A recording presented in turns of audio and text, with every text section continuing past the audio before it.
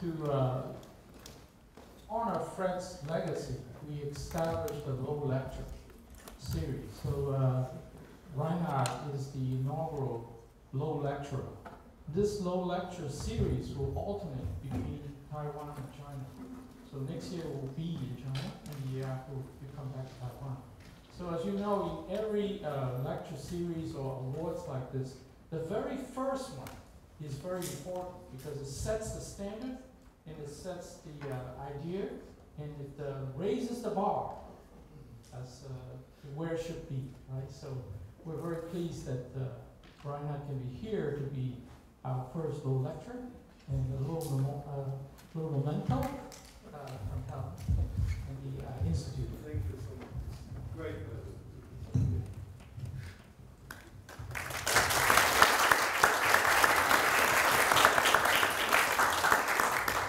So,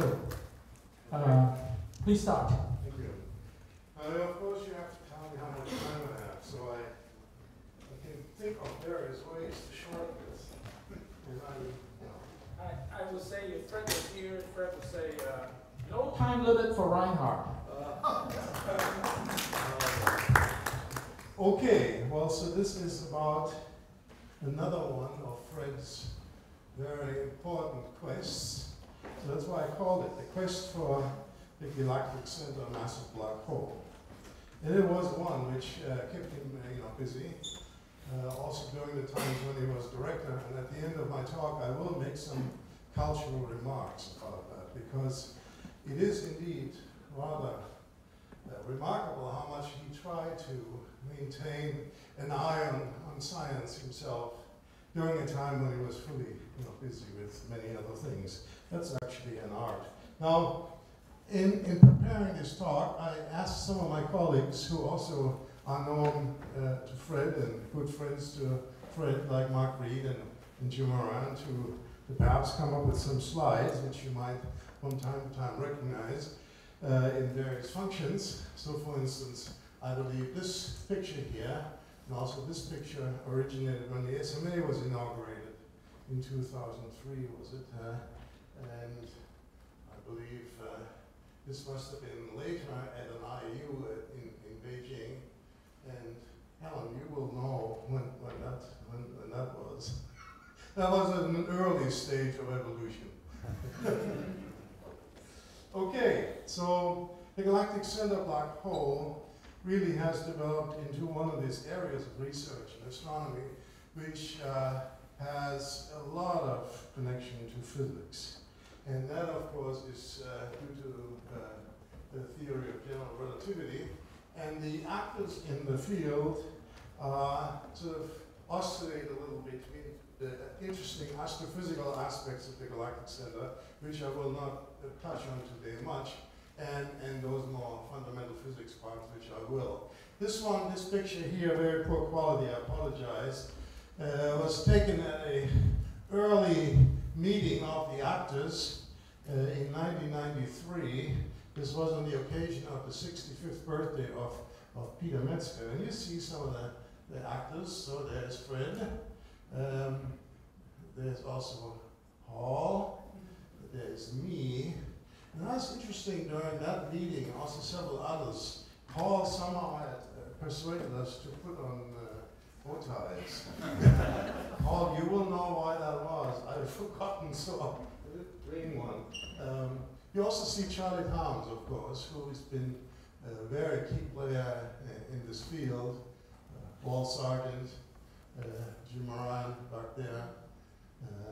So there are many people here in this group of people who played an enormous role in the story I will tell you.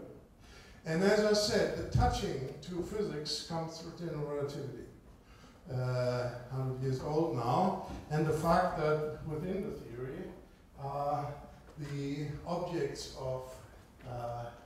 with an event horizon play such an important and mysterious role, and that we would like to understand empirically whether such objects, as in the end described by the Kerr metric for rotating systems, really do exist in nature. And so, in fact, the fundamental physics part I'll emphasize today is, so to speak, a quest to use astrophysical fact, test whether this might be the case or not. Now, astrophysically, of course, the story started with the quasars in the 1960s. Discovery of the quasars is enormously luminous objects, which Louis just talked about, and they are slightly less active brethren, active galactic nuclei, from the scale of quasars all the way down to normal galaxies.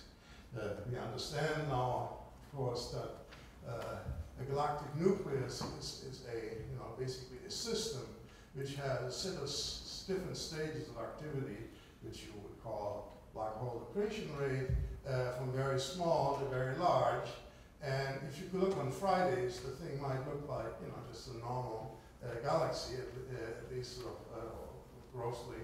And then on Mondays, however, you will meet the system in high accretion, and then you get blinded in your eyes, as in the discovery picture of this one, 3C273, which was the first one discovered by the radio astronomers at the time, and Martin Schmidt then taking an optical spectrum, discovering that this object was far away, such ones should correct for the distance. The object which you're observing here has hundreds or 1,000 times the luminosity of the entire Milky Way, and all of that in a very small volume of light year times size scale. So that's clearly the story in a nutshell, and then a decade of speculation and more of what that might be caused by the rejection that basic fusion, which powers galaxies at large, might be the cause of activity. Not so much nowadays because of the amount of radiation. This is created because we now know that quasars are relatively short-lived systems. But it's the energy level of quasars, plus the phenomena of jets, high velocity, collimated plasma ejected from this central region. And here are some of the players, there are more, and Roger played a very important role in elucidating, in fact, this particular feature called the jet, which seems to be very, very much connected to many, if not all, of these accreting systems. So that's the general historical evolution of the active galactic nuclear story. Then, of course, the embedding that in the evolution of galaxies is something which is ongoing, and Louis talked about it. My group is also very, very busy in this regard at high redshift, and we haven't come to to a full conclusion yet, but the picture is getting, I would say, clearer. Now, Lyndon, Bell, and Rees, amongst others, of course, asked themselves if indeed accretion of material onto a massive black hole might be explaining activity of quasars. How could you prove that in a more direct way? And for that, you would have to have spatially angular resolved measurements, which are not possible in distant quasars. Fairly clear. Also, today, it would not be possible. So Lyndon, Bell, and Rees in '71 wrote this very famous paper where they basically first speculated that if quasars had black holes, then maybe all nearby galaxies, or at least some, might have black holes. If they did, well then if they would have such object, one could perhaps detect the central mass concentration to the central black hole by dynamical measurement. And of course, at that time, molecules weren't around, adaptive optics didn't exist, big telescopes weren't there. So the kind of techniques which were proposed by Lyndon, Bell, and Rees are a little different from nowadays, but in principle the story was the same. They considered the H1 21 centimeter line and considered time variability as tools to discover whether there might be an object. And clearly that is, in fact, the technique, as you will see, that was chosen both by people looking in the galactic center as well as in external galaxies. It's the Kepler experiment. You basically make a dynamical measurement of the motion of test particles, whether it's stars or gas, and then you try to do this as close as you can toward the central object. And if it's a Kepler problem, that is a central mass dominating the system, well then the mass should be constant as you change in radius, and the velocity of the test particles should go like 1 over the square root of r. Here I should make just a brief comment on Luce's excitement about using molecules for that. In the 1970s and 80s, we in Berkeley were extremely excited about using molecules and C+ and everything else at the Galactic Center. At that time, that evidence in the Galactic Center coming from the molecular measurements was completely poo-pooed by the dominant optical community. Because exactly for the reasons you said yourself, you said it in terms of the ionized gas, but they just went on and said, well, gas you can push around by radiation pressure, magnetic fields, etc., etc. How do you know it's Keplerian rotation? And to show something is really Keplerian rotation in detail, not just the first order, is not that simple. So I mean, I'm with you, but one needs to be a little careful. So the galaxy, here it is, has the advantage of being close by, 24,000 light years. Nowadays we can take wonderful pictures of the outer parts. Then we run into, as you see, as we penetrate the central regions, the problem that there is dust, nuisance stuff, because that basically precludes us looking in the optical, but we have nowadays infrared measurements, and there we see in the center of our galaxy a very dense cluster of infrared radiating stars, very massive stars, it turns out. We're now on a scale of about a light year or so, and still it goes on, and the clustering of stars is denser and denser. So the first discovery, and I'll come back to the empirical work historically a little later, was a discovery that indeed in the galactic center there is a very dense concentration of stars.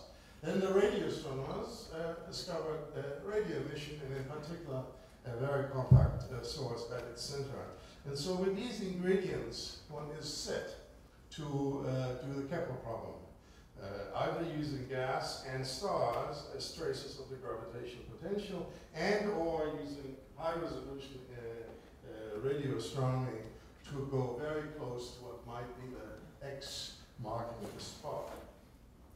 So this started indeed in the 1960s and early 70s with radio observations, initially with single dish telescopes, delineating the detailed structure of the radio emission from the center of the Milky Way, which was known since Weber and Grover-Reber and Weber. Then with the first interferometric measurements possible here from Westerbork, this is work by Ron Eakers, one could see that the central source actually had two parts to it, one with a non-thermal synchrotron emitting spectrum and a thermal one, so recombination and Bremsstrahlung and thermal plasma on the western side, and this being, so to speak, maybe the center of the Milky Way. Then came a measurement at an NREO with higher resolution, which showed that within this structure embedded here was a source which was very small, at a scale of less than an arcsecond, and therefore very, very high brightness, which was unusual. So that was the discovery by Bellick and Brown of what we now call Sagittarius A star. And this is where Fred entered the scheme and the game. We started with colleagues making ever better measurements with the VLA, which was then becoming available, of this thermal western source, Sagittarius A West, and then with the VLBI experiments becoming ever better, to try to look at the source Sagittarius A star.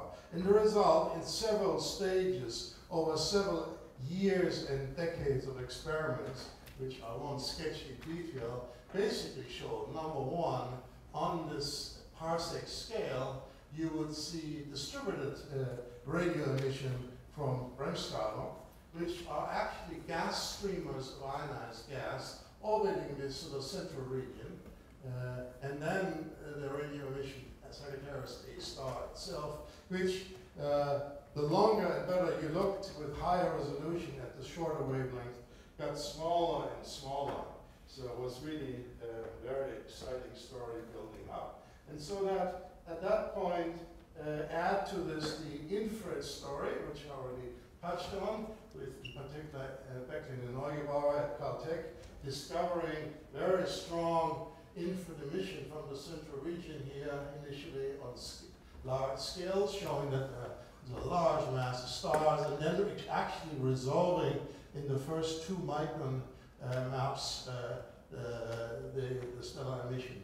From a perspective of modern 10 to the 7 pixel arrays pointing at the galactic center and adaptive optics, this is almost like squiggling of little kids on a piece of paper. Yet that map actually is pretty much giving you the truth of what we see in the more sophisticated later work.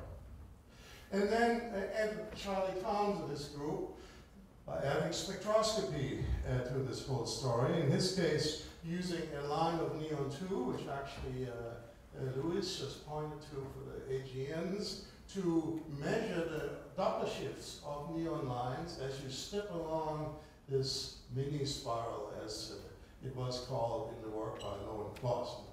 And when you do this, you see that the line centroids shift by substantial amounts of several hundred kilometers per second.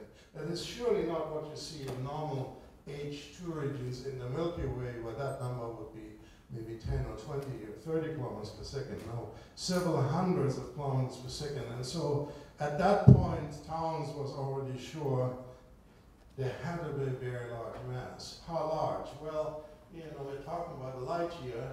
So if you take Newton's equation, r squared times v over g, then you come up with a mass of several million solar masses. And this evidence was improved upon by ever better measurements, better spectrometers in the Towns group over several generations of students. That early work was the thesis of Eric Wallman, then came Tom Jabal, then came John Lacey, Gene Sarapin, and so the measurements got ever better. But again, I'm turning to Louis. Louis, believe me, John Comedy wouldn't believe a thing you were doing, okay? Because of that argument, the gas can be pushed around. Yet the measurements clearly indicated a million solar mass object had to be in the center. And since there was nothing very bright apparently in the infrared, which is also became available at that time, this did look like a non-stellar source. So Fred, among others, began, to be convinced that here we do have very strong evidence for an object which might be what general relativity predicted, and that might be in the line of the argument by Lindell and Rees, so to speak, the local non-active counterpart of the supermassive black holes powering quasars. But of course, that's just a speculation. Many astronomers believed it. Physicists wouldn't take it very seriously at all. So we have to really go on from here. And so what do you have to do?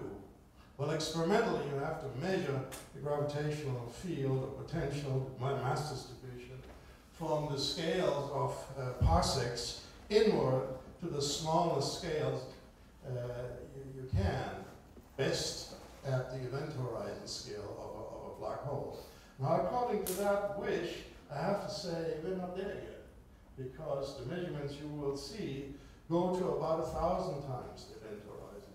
It's very good evidence, but it does not yet prove that the object which is in the center must be an object described by the chronometric. So we need to still work harder, and you will see at the end of the talk where this is currently hitting in a number of experiments. So Sergei star then is a very compact source. At the shortest wavelength one can now use, which is about 1 millimeter, with a very long baseline interferometry, one can see a source which can be described either by sort of a disk-like structure of radius 18 microarc seconds. 18 microarc seconds. So that's about this size on the moon. Okay, so it's a pretty small object, 18 microarcseconds. This will become greatly interesting because that is only twice the radius of a massive black hole of 4 million solar masses, which you will see takes on a role when you make the dynamical estimates. Then, if you believe the data at hand in a little more detail, you can see, well, there may be more structure than just sort of a Gaussian structure. There may be sort of a sharp structure in the image. In fact, you might actually ask, why do we have an image? Now, Jeff Bauer here, who's been doing this for quite a bit of his life, worked as hard as anyone to get actually a two-dimensional image, and it didn't really work out. Why? Because in front of the galactic center, unfortunately, there is a cloud of electrons. And the electrons act like a seeing screen in the atmosphere and smear out the radio image. You can combat that by doing the very short wavelength, but at short wavelengths, of course, you need very, very special telescopes which work at 1 millimeter. That's why ALMA comes in here also as a very, very important point. In fact, you will see this year the new set of experiments with ALMA have, in fact, as far as I know, successfully started.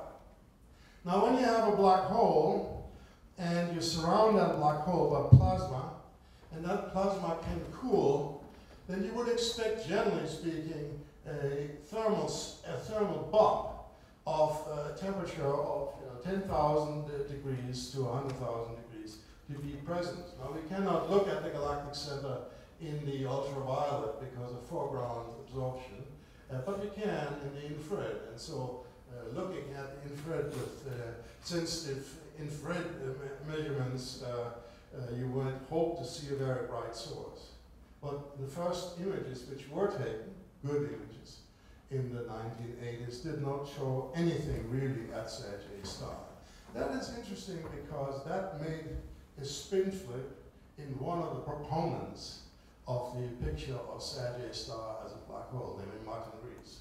Martin Rees, until about 1985, came to every conference and gave the final speech, Ceterum censeo, it is a black hole.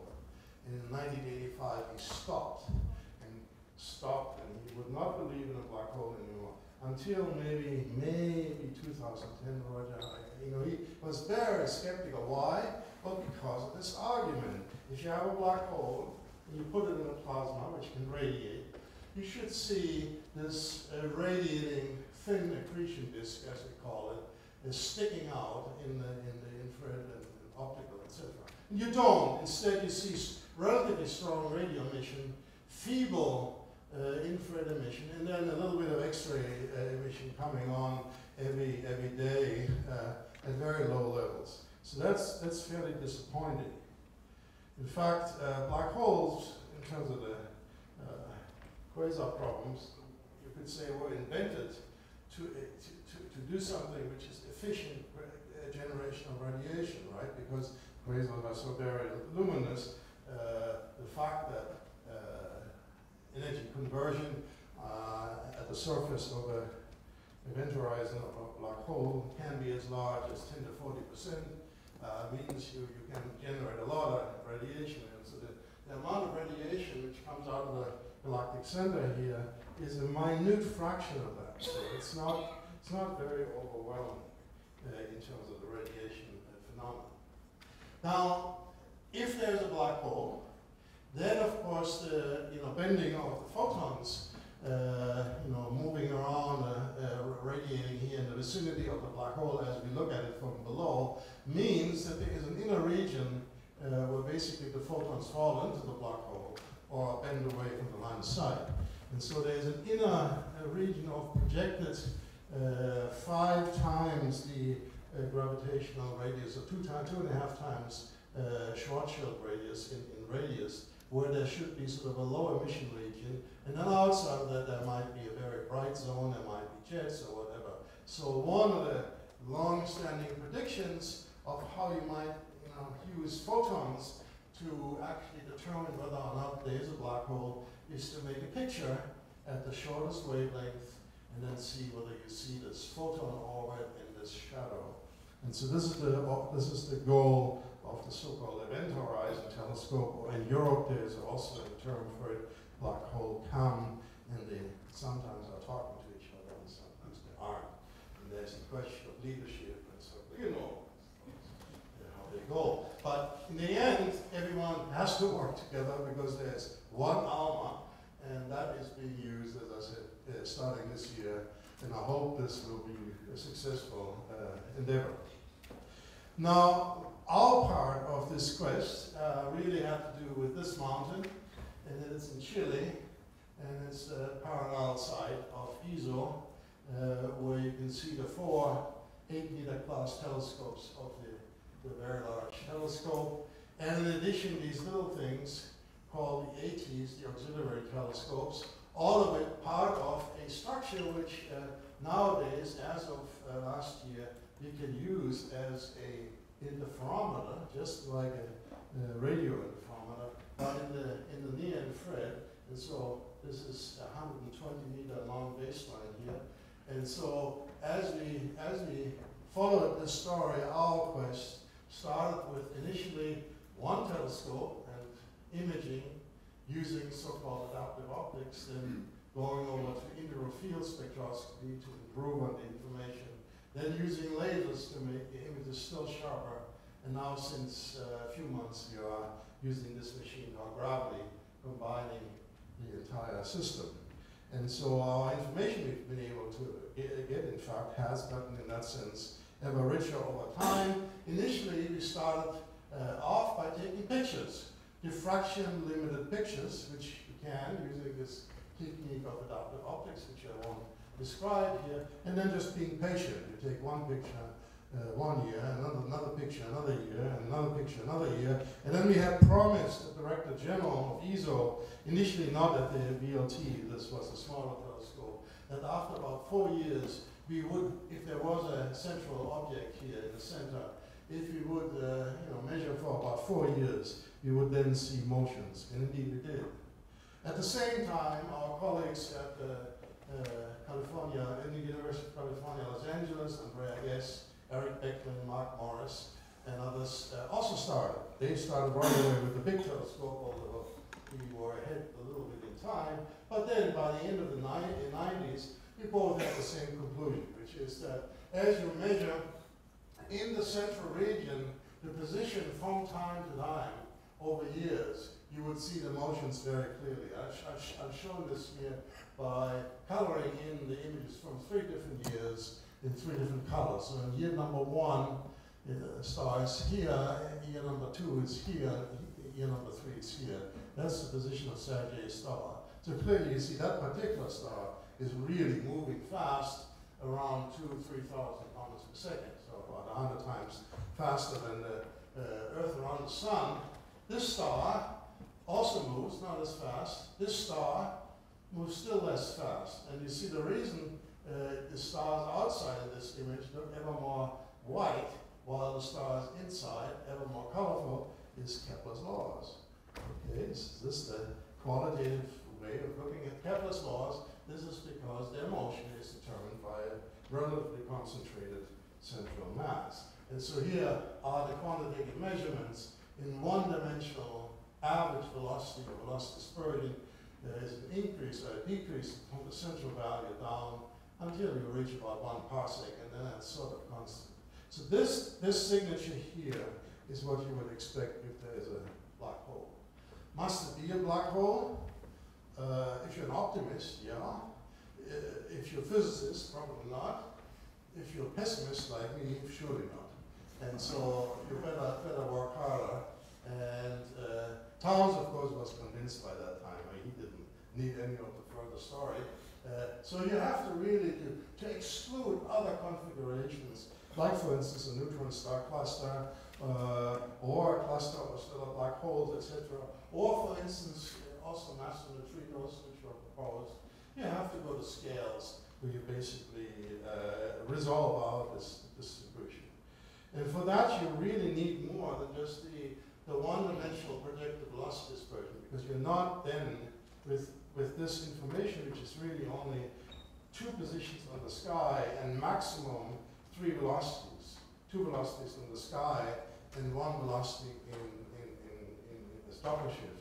You don't have the full information to solve for the 3rd missing component along the line of sight. For that, you need to have an orbit. We did make our little simulations at the time, and I'm sure Andrea guessed it the same, and probably we were equally depressed because we calculated that the typical orbital timescale would be hundreds of years. Okay, what do? Well, you stay optimistic, is probably what Andrea would say. And already a few years later, we were beginning to see curvature in the orbital distributions of some of the stars. And in one star, we saw then starting 2002, a very dramatic event when the star would just turn around and from one year to the next be on the other side. And that clearly means, you know, there is the center of the mass. Then you can see beyond this, the star went back out, and now it's coming back in. So we started here in 1992. Our UCLA colleagues started in 95. We both saw the same thing happening in 2002 with a separation from Sagittarius star of a mere 15, 16 light hours. So that's 3 times the Neptune radius of orbit.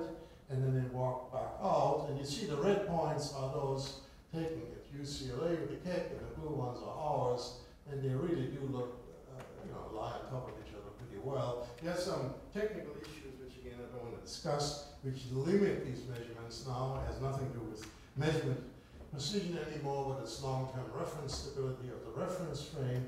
And so the star right now is right here, as you will see later on.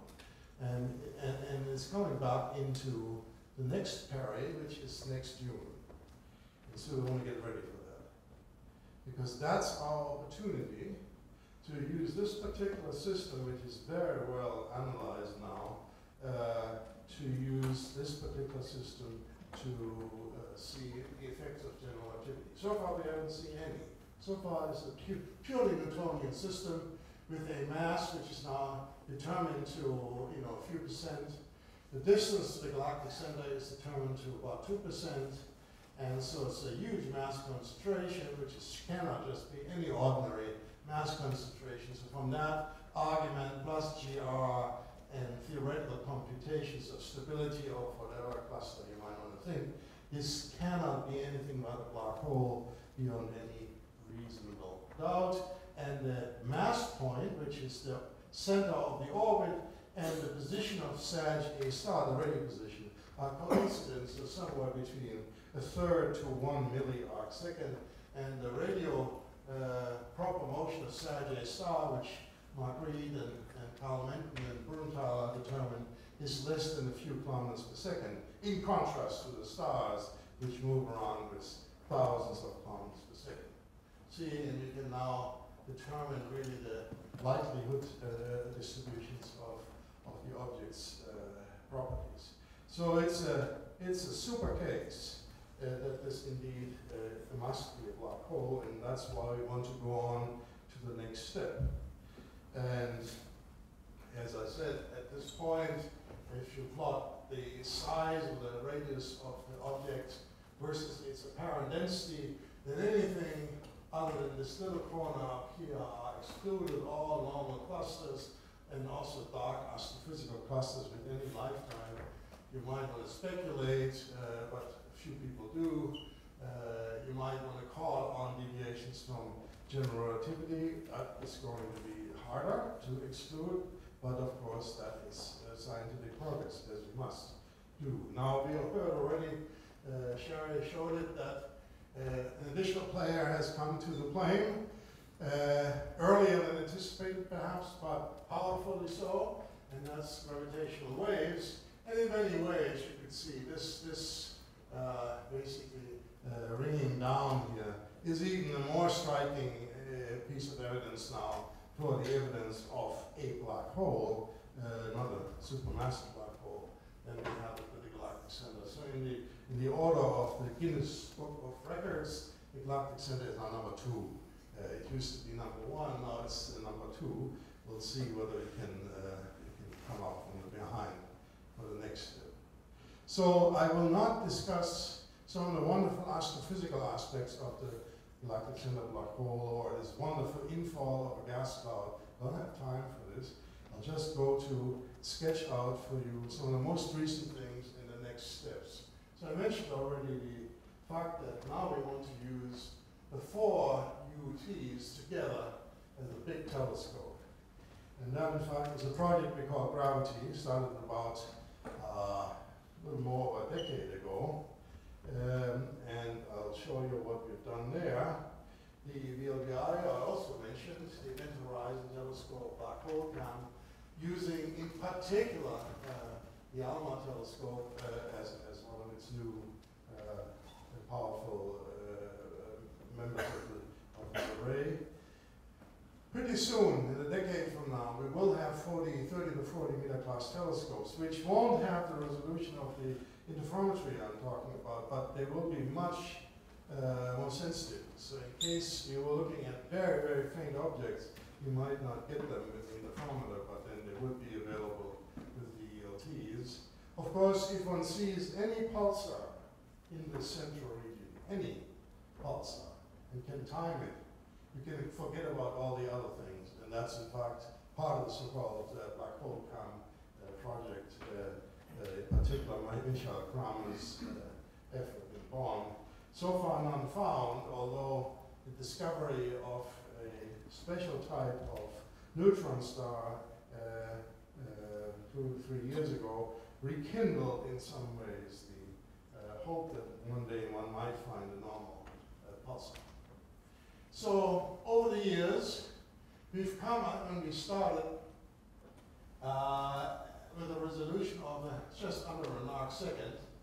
Then the experiments of both UCLA and ours on the UTs, on the 10 meter class telescopes, over time we learned how to measure ever better. Not that the resolution of the telescopes got better, but we were capable of measuring with ever better precision to a smaller fraction of the beam size, which is about 50 milliarcseconds, to determine the centroid. So in the situation where you have a single undisturbed source, one can measure it to maybe 300-400 microarcseconds.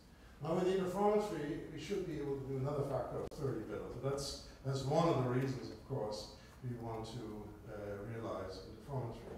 Now interferometry has been done worldwide, also on Paranal, but it's very, very difficult compared to radio work. Why? Well, first of all, the fringes in infrared are 1,000 times sharper than the fringes in the radio.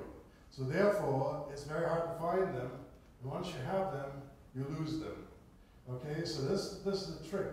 Radio waves are pretty long, and the advantage is that therefore you can do interferometry technically relatively easily, although when you go to 1 millimeter, that becomes already a challenge.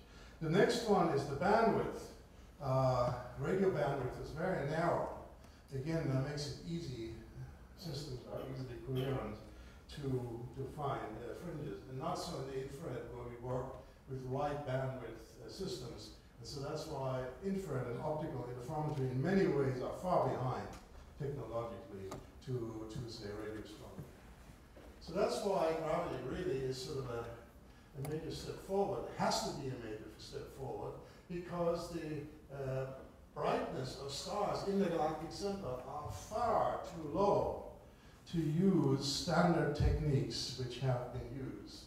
We must be able to do an experiment one would call phase reference experiment, where you take and measure the phases on the brightest star you can, and then you reference the phases relative to the bright star and basically integrate for a long time on the fainter stars.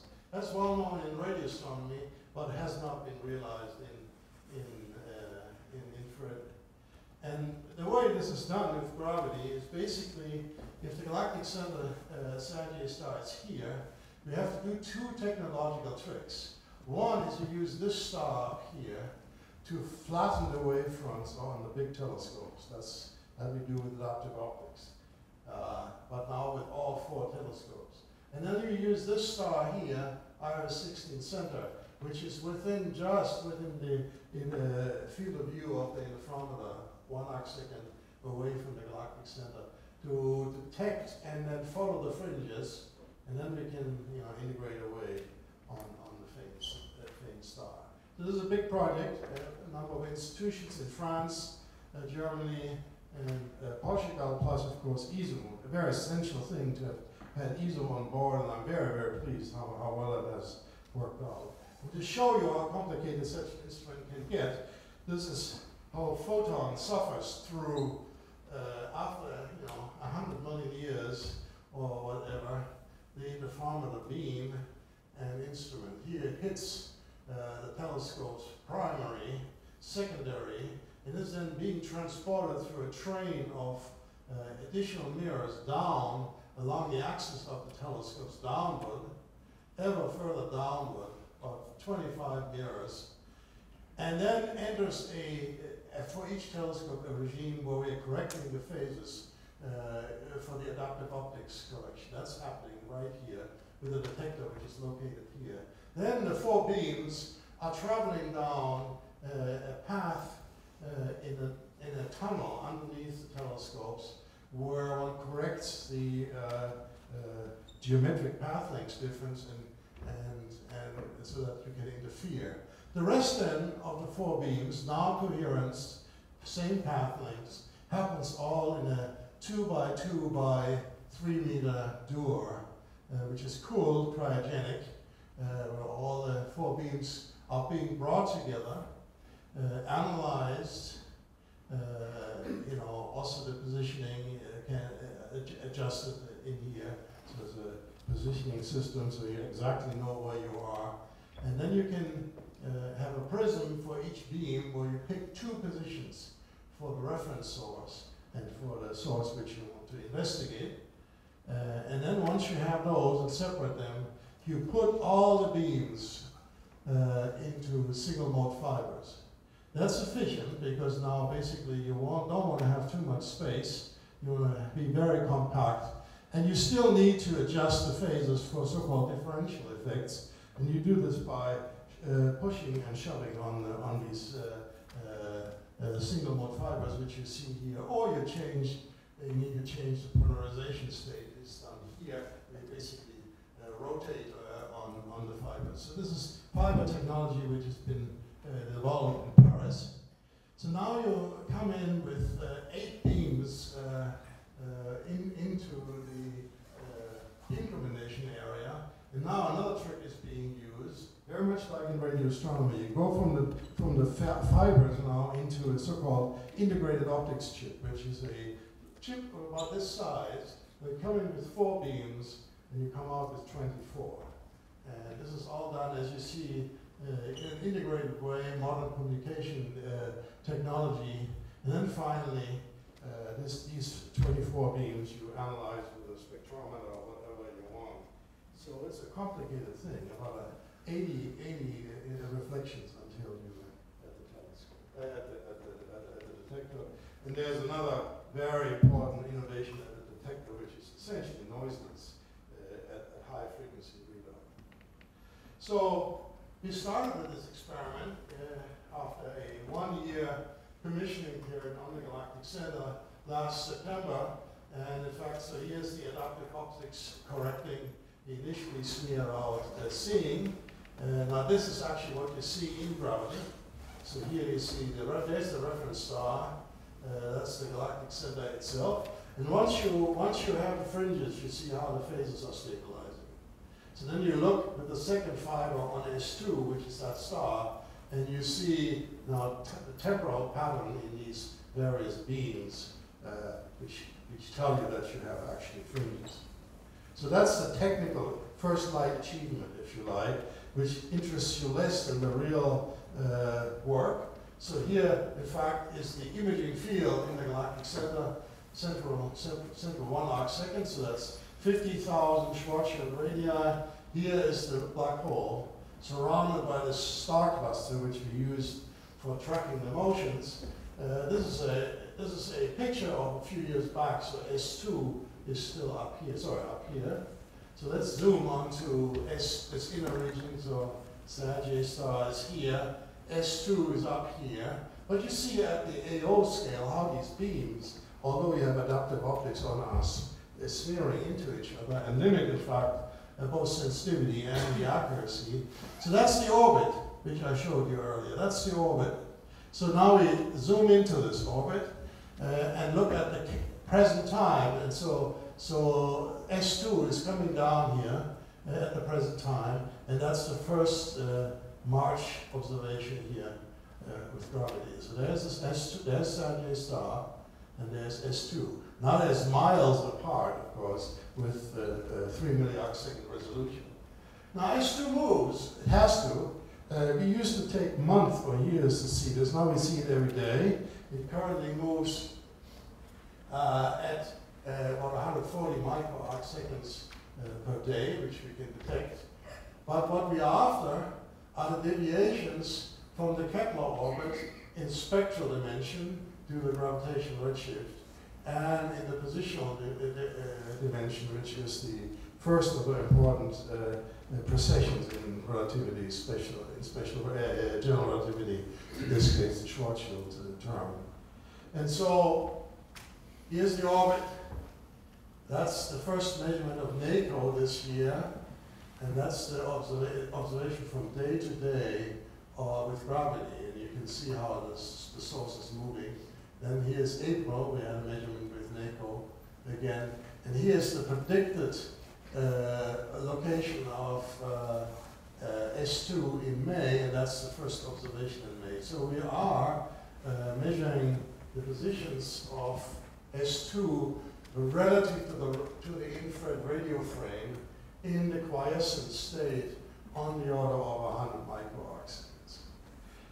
We measure better than 10 microarcseconds already on binary stars, but in the galactic center the objects are still fairly faint, and so we are currently at the level of, as I said, about 100 microarcseconds. But now we had two flares, one in September and one in March. You cannot count on flares, they happen once a day or so. And so in this frame where the mass is here, this quiescent state observation thus scattering around it, that's the radio position. All of this is systematic uncertainties. The flares positions are all out there. So this is very puzzling.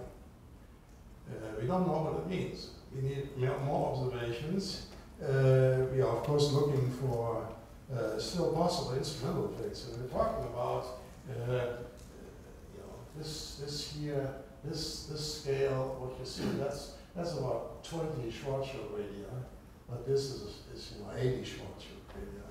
So how come that there's infrared emission in the flare state so far away? Now there are a number of things I'm sure Roger immediately can think of, and I can think of them too. They have something to do with shocks in relativistic jets, and maybe that's the answer. Maybe not the best answer we would like to have, but maybe that's the answer. And I'm looking at Jeff, who's also, of course, trying to analyze now the first event horizon data, and again, they are hoping too that the radio emission is purely a point source on that scale, is it? And so that's what will come, and that will decide whether the galactic center continues to be a very fundamental physics test lab, or whether it's an astrophysically interesting species. But anyway, that's the situation. And I'll leave that away and just make a few remarks about Fred. So Fred and I are sort of one generation. We got to know each other at a time in the 70s where both he and I were part of the worldwide VLBI community. He was part of the Ernie Burke gang at MIT. I was part of the then just forming German, because the 100-meter telescope was just coming into the game, German Jim Moran et al. Game on the Harvard side. And so that's how we got to see each other from a distance. Then Fred started working on water masons in star forming regions, so did we. In fact, early papers in 1975 have pretty much the same title. There was a little bit of competition even, but not pretty mildly, I would say. Then Fred moved to Caltech, which you know, was not such a pleasant part of its evolution, because Caltech was a harsh place, and so he did not make it his home. It did not in any way or shape change his wonderful career, but at the time, I'm sure it was hard. It was harsh climate, although it was the beginning of millimeter interferometry. Then came Illinois and the wonderful building up as a professor there, and then came this situation here. And I still remember Fred was director here. Then he came on a sabbatical leave as Humboldt's awardee to Munich. And it was great to see how he was sort of in this building up of something new, which he could call his own, so to speak. That was a great time. Right, and then of course he moved to bigger and better things, but they were not necessarily easier. That's something you should also take into account, those of you who are in these directorial positions in Norway. Being director is sort of, as seen from below, is always this harsh, negative, barking guy, and so was Fred, so am I. But when you're up there, the air is thin.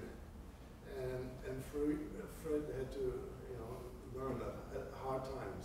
At that time, I was able to give him some consolation because I was on the visiting committee where I defended him from some of his staff members who were sharply critical that he made achievement first and not just, you know, having a good time. Now, of course, you shouldn't be a slave driver, and I'm afraid Fred wasn't. But I mean, he did a great job as a leader, and I always wish I could be as, you know, sometimes you know, composed and diplomatic as he always was. So I keep him in mind for his wonderful science at the highest level, and also for doing a fantastic job at international leadership, and of course as a friend. Thank you.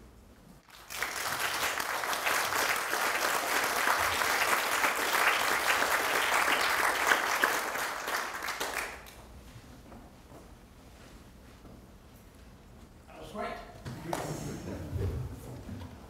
You didn't go over time or anything? No, I didn't know.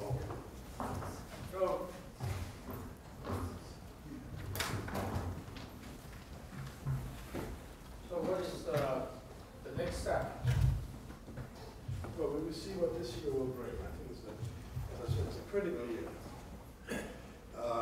The S2 experiment is well on its way, but Scott Romain asked me twice in the last 10 years, why are you doing this right now? Nobody will in any earnest believe that there are deviations out of the 12-month watching. So, you know, that you shouldn't expect.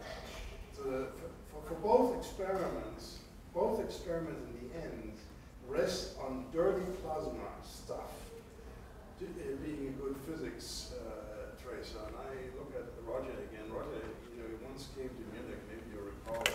I even cooked you dinner. I did. And then Roger said, you must not expect anything from this, or something like this, because can't possibly be a, you know, sort of one of these beautiful circulating blobs which you see with the plasma. And that, I'm afraid, is exactly what the issue is. So we'll see how far we get with both of these experiments in this context. We shouldn't be surprised if what comes out is largely a beautiful, interesting, modern gamma jet, which does all of its well-known things, including accelerating particles outside and so on.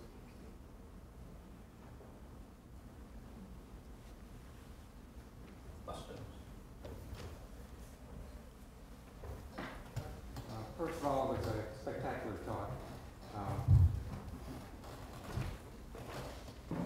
I guess Oh, a couple of years ago, there was some excitement about possible accretion activity with clouds.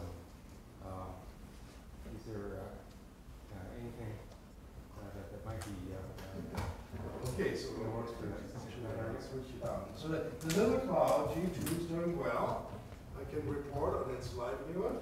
It's, it did what it had to do when you throw a object which certainly has a non-gravitationally bound component in ionized gas into a highly concentrated gravitational field, which is you stretch it, and you stretch it to 20 times its original diameter.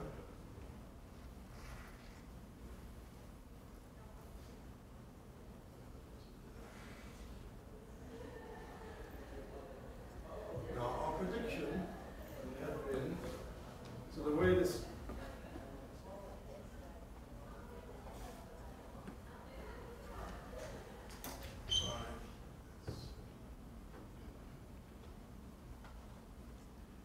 prediction had been that the motion of the little cloudlet would be non-ballistic as you move inwards. So what you see here on the left side is a time series of images in bracket gamma with one coordinate being the positional coordinate. 0 is the location of Sergei star. The other one being the velocity coordinate. So the orbit is such that you're looking at it more or less end-on. So, looking at it from 2 spatial coordinates doesn't get the full information. The best information is to see the orbit, which is this thing which you see traced here, in velocity and space. Let's try this again. So we started seeing it here. We're still compact. Then it starts stretching, you see, along the orbit, ever more. Then it showed up on both sides. And then came back together, and now it's shrinking again. What we expected was that at that point, and we were taking all the numbers, what we knew about the density of inner plasma, this was sort of, in a way, a pressure meter of the central region. So this gas cloud is a finite size object. It comes into this hot plasma and sees the round pressure. It sees also all kinds of other hydro effects like instabilities, rate of Taylor, and so forth. So given what was known about the density of the plasma, the expectation was a strong shock. Initially, basically shooting up of the temperature, making even X-rays perhaps, and then a falling apart of G2. So that was the expectation. What was not the expectation, that's sometime in the literature, completely confused, is that something would immediately end up in the black hole. That is not possible because this object is still at 20 light hours in the period, so it still needs to come further. So the surprising thing is that the Kepler ballistic orbit continued all the way through Perry and back out, and now it follows theory beautifully because a tightly stretched banana, as it comes out, will go back together minus the effect of thermal expansion, which is relatively small. So we are perplexed. Now many people are confusing this with the second issue, which is there perhaps a star inside? Could very well be. It's fine. There may be a star which we don't see, etc. That's not the issue. The issue here, we have a classical case of an unbound gas object on a ballistic orbit, which should measure the hydro effects, and it didn't show any hydro effects. So the conclusion from both simulations and analytical work we have so far is that the density in the innermost region is about a factor of 10 less than we thought, and that means also the density gradient. So it's not the Rioff model is not R minus 1, but R minus 1/2 or something like this. Then you can get over this. So that's the story so far. But there seems to be something else coming along the orbit. Yes, absolutely. So in fact, we see definitely that this thing has a tail, which goes all the way out to the I would let's say, the center of the mini, not the mini cavity of the mini spiral. Okay. Not everyone agrees with that. So there's parts of the story where most people agree now, and there's parts where they disagree. So maybe that's sort of a question what people perhaps disagree. There's also an object which showed up on pretty much the same orbit, it's pretty much the same characteristics about 50 years ago. And so they're pretty much the same, could be the same or within 20 degrees of the orbit. And so this could have been part of a whole streamer. And so one of the explanations how this could actually come about is that you have a giant star which falls into the center and gets somewhat disrupted in its outer parts. And then you produce these streamers which then keep coming back. And condensations within the streamers you can produce by instabilities of various types. So that's one of them. But then many people very much like to embed in this particular object a star, which would be a natural reason why initially the thing was compact. Right? Because this object, when we started, was unresolved.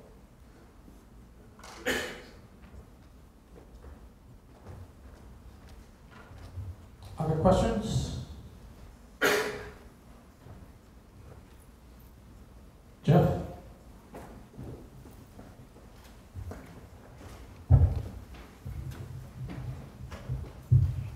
It's very exciting to see the gravity results. Really beautiful data. So a technical question: what's the direction of those offsets that you're seeing? Those milli-arc-second scale offsets north? Well, in the March period, which I think I would trust more this way. Northwest. Northwest. Yeah, it's more west than north. So I know the radio source is east-west maybe. Right. So I know that. So this may be sort of a similar kind of thing. Yeah. But we're fishing in the very dark right now. I think let's wait until the end of the year when you have reduced your data. We've had several epochs to nail that down, so we can promise a solid answer, huh? Okay, great. So thank you, Reinhard, for a great talk and a great first lecture. So I should well, let's applaud.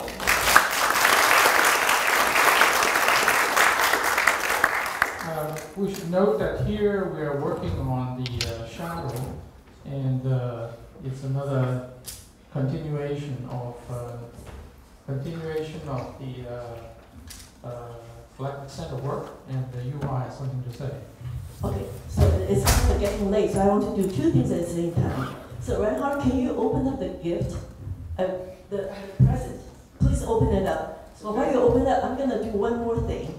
Okay, so there are three things that Fred would like to see: essence research, young people, and black hole. So put these three together, and this year, the Ministry of Science and Technology, they have this award for postdocs, excellent, outstanding publication award.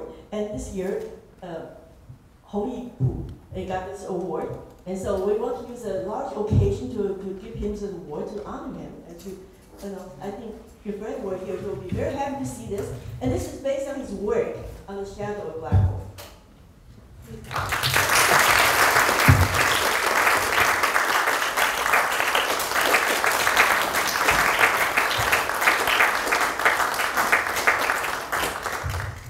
In addition to this, he gets another 100,000 NT Taiwan dollars. So that's a big award. I'm still working on whatever I need. Okay, open up the box. Yeah. Yeah. Ooh. Yes. And show it to people. And that's like, see, there's a black hole in there, and all this spiraling thing is called Firebird, but it's really kind of like accretion stuff in there. Very artistic. So my next trip to the black hole, I'll take that along. Okay, thanks. Thank you too.